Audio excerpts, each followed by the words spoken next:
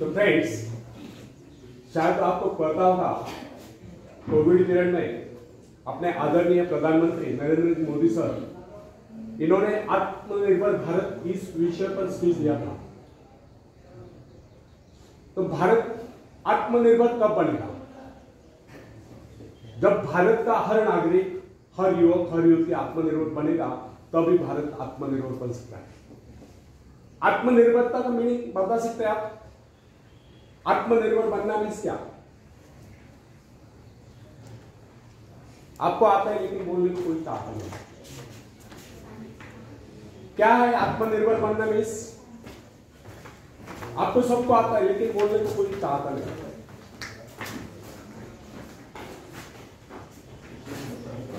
क्या है आत्मनिर्भरता का मीनिंग?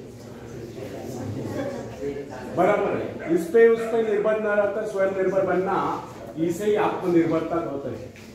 और इसी विषय पर मैं बोलने वाला हूं।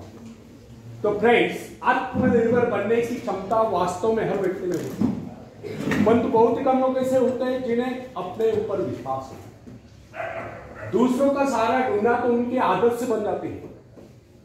यह बात हमें कभी नहीं भूलनी चाहिए। दूसरों के सहारे चलना तो बड़ा आसान है, किंतु इससे हमारी रही सही शक्ति क्षीण हो जाती है। मस्तिष्क और योग्यता, इनका जितना उपयोग किया जाएगा, ये उतने बड़े, इनका उतना ही विकास होगा।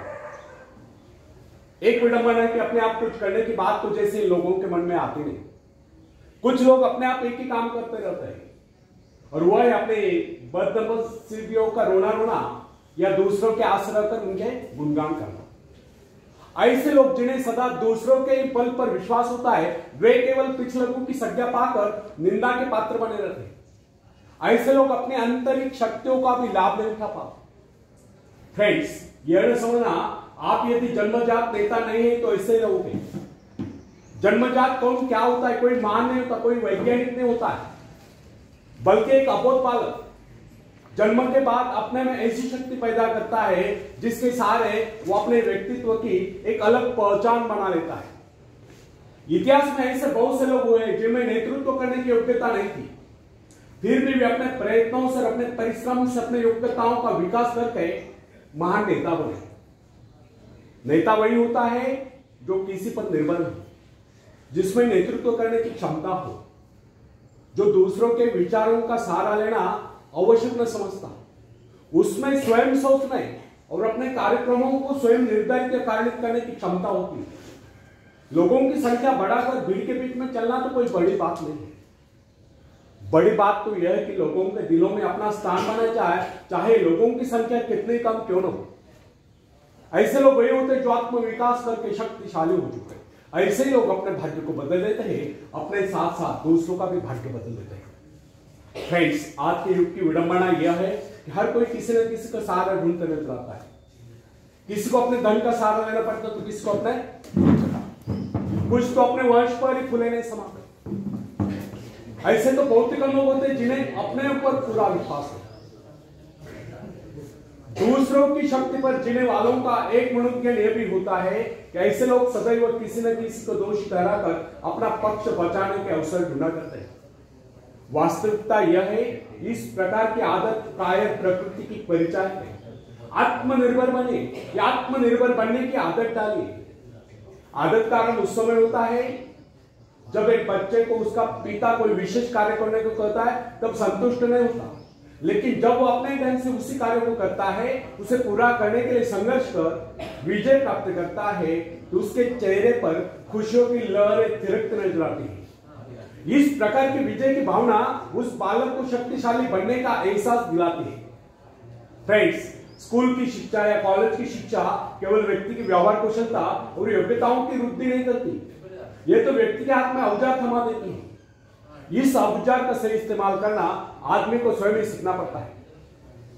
हेनरी वार्ड बीचर अपने समय के एक महान विचारक अपने बारे में कथा सुनाया करता था। जब मैं बच्चा था तब मुझे किसी तरह से आत्मविश्वास की शिक्षा दी गई।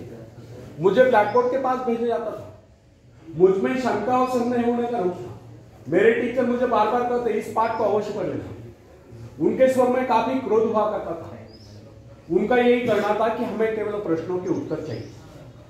यद्यपि उन शिक्षकों का यह व्यवहार कठोर ही प्रतीत होता था, किंतु इतने सारे बच्चों को सीधी राह पर लाने के लिए उनका यह व्यवहार उचित ही था।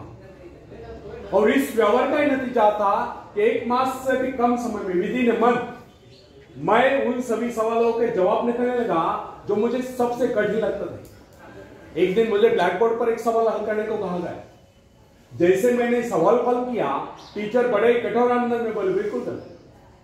अब मेरे पश्चात उन्होंने किसी दूसरे छात्र को बुलाकर उसी सवाल को हल करने को कहा। उसने उसी तरीके से सवाल हल किया जिस तरीके से मैंने किया था। मेरा उसका जवाब एक था। फिर टीचर उसकी पीठ थपथपाकर बोले, शाबाश, तू तो इस सवाल को हल करने में सफल हो गया। अब मुझसे रहा न गया, मैंने तुरंत ही खड़े होकर पूछा, सर, यदि इसका मेरा जवाब एक है, सुलझाने का तरीका एक है, फिर आपने मुझे डांट कर गलत क्यों कहा था? तब टीचर बोले, यह बात तूने पहले क्यों नहीं की जब मैंने तुझे गलत कहा? फ्रेंड्स, केवल पाठ को याद करने से कोई मतलब नहीं।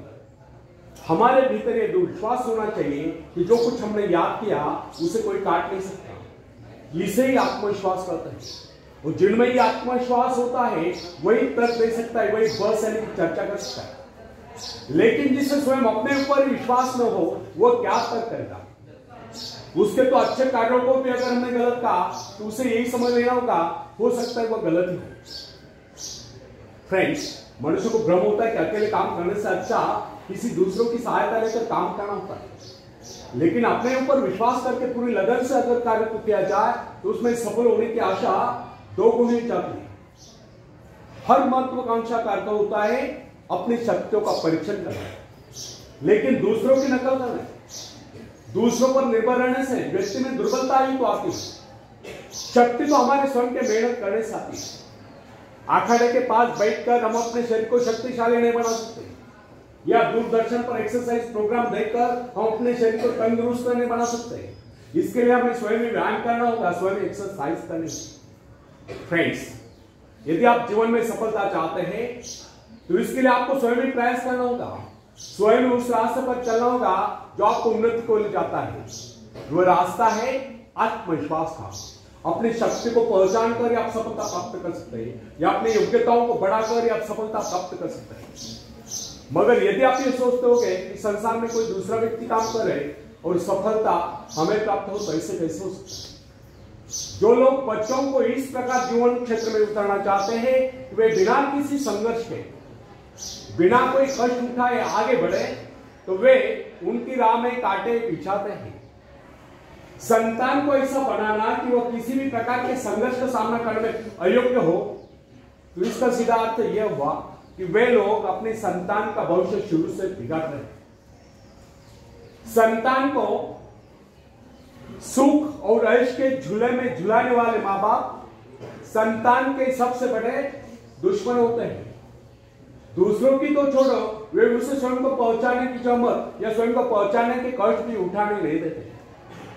बच्चों को भी समझना चाहिए, स्वर्ग जाने के इच्छुक को स्वयं मरना पड़ता है। स्वर्ग वही जाएगा जो मरेगा, दूसरा कोई नहीं जा सकता। इसी प्रकार जीवन का सच्चा आनंद वही पाएगा जो अपनी आत्मा की शक्ति को पहचानेगा। फ्रेंड्स, यदि आप किसी कार्य में कामयाबी चाहते हो, सफलता चाहते हो, तो उसके पीछे अपनी पूरी शक्ति लगा देना। नवयुवकों का या नवयुवतियों का स्वभाव होता है सुनना, सीखना, अनुसरण करना। लेकिन अगर उनके अभिभावकों द्वारा या माँ बाप के द्वारा बचपन से सारे इशारा देकर उन्हें जीवन संघर्ष के लिए हतोत्साहित किया गया हो, निराश किया गया हो, तो इसका परिणाम ये निकलता है कि वे अकेले चलना भूल जाते हैं। उनकी हालत बैसा के ऊपर चलने वाली हो जाती, फिर तमाम उम्र वे बिना किसी सहारे के चले नहीं पाते। इसलिए फ्रेंड्स, यदि जीवन में कुछ करना चाहते हो, कुछ बनना चाहते हो, तो अपनी सहायता स्वयं करें। किसी की सिफारिश या प्रभाव से आगे बढ़ने के प्रयत्न आपके भविष्य को नष्ट कर देंगे। स्वयं को इससे योग्य बनाओ कि आपको किसी दूसरों से सहायता की आवश्यकता न हो। अपने भीतर अथाह साहस और विश्वास जगाइए। आनंद तो उसी उन्नति में आता है जो स्वयं के द्वारा प्राप्त हो। दूसरों के भरोसे उनकी सहायता से आगे बढ़कर अपने को अपंग बनाने का क्या उपाय हो सकता है? इससे तो मनुष्य की अपनी सारी शक्तियां दम तोड़ देती है, अपनी बुद्धि कुंद हो जाती है।